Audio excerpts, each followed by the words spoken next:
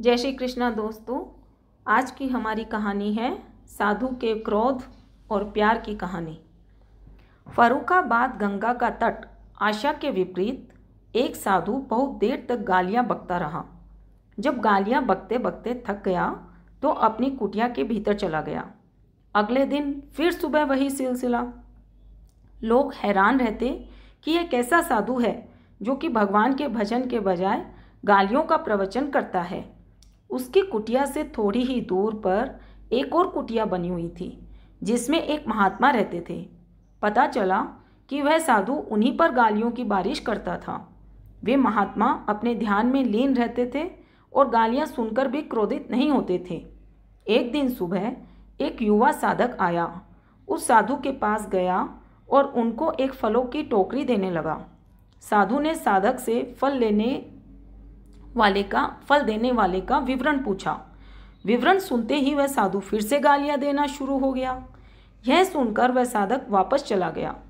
कुछ देर बाद वह साधक फिर वापस आया और बोला, महाराज, उन्होंने बोला है कि आप रोजाना जो अमृतवाणी करके अपनी शक्ति बर्बाद करते हैं उसको बनाए रखने के लिए खाना बहुत ही जरूरी है।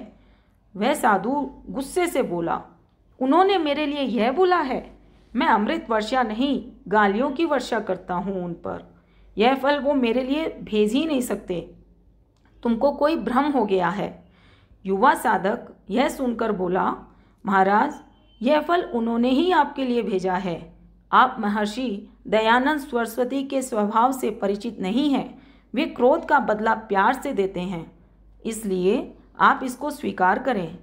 वह साधु यह सुनकर दंग रह गया और बोला, जिस महर्षि दयानंद के निंदा को मैं अपना धर्म मानता था वे इतना क्षमाशील है। यह कहते हुए वह उनकी कुटिया में गया और महर्षि दयानंद के पैरों में लेट गया और उनसे माफ़ी मांगने लगा।